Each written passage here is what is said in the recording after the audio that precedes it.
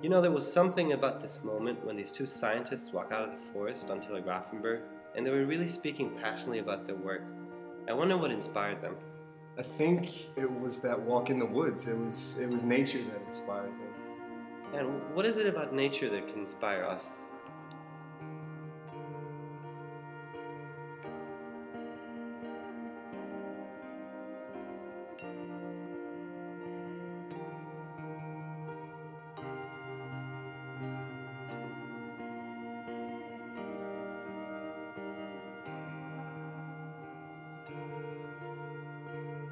Okay, so a bird. What about a bird?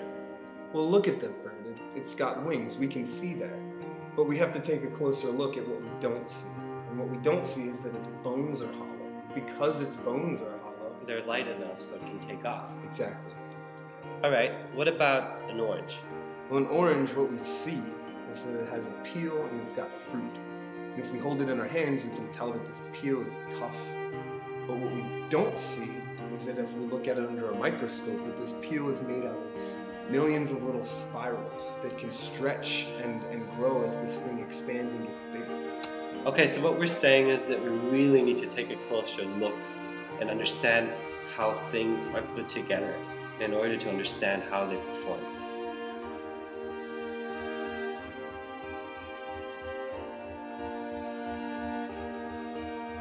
Okay, so that's the natural model, but if we look at our site, what we really need to think about is the PIK, its needs and its surroundings, and the architectural system on the smaller scale has to perform architecturally, whether it's light, whether it's structure, whether it's space.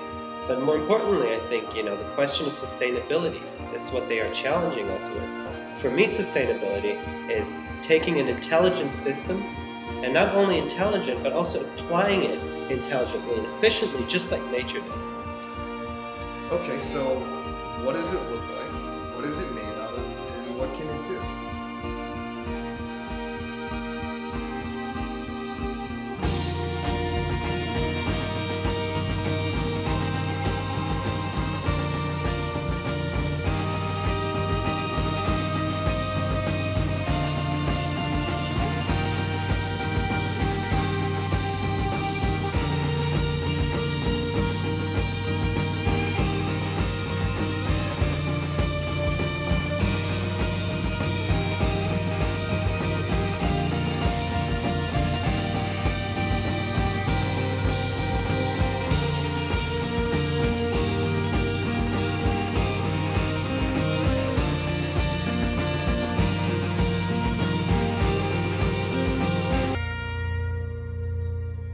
So that's when we take a closer look. But when you look at it with your eyes, you look at the natural model, it has a large organization logic, right?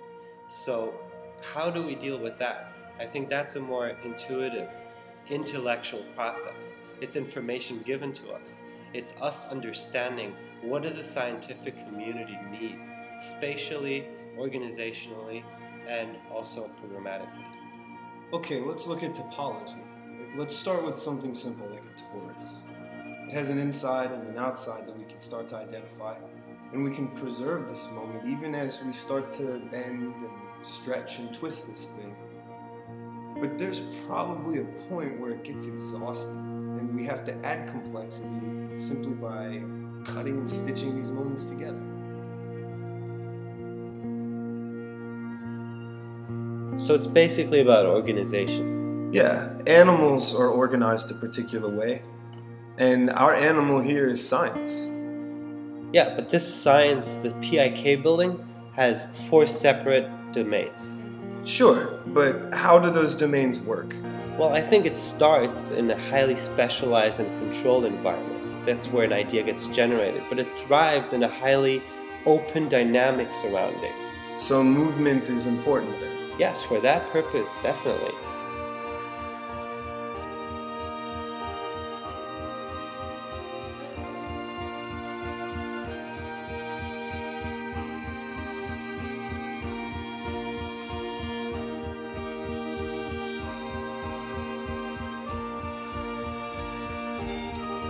So there's the forest, but what about the buildings? I mean, there's some landmark active research facilities around us. Yeah, the buildings, the people, the trees, they're all part of one larger continuous family. Oh, and our buildings are going to be part of that family. Yeah,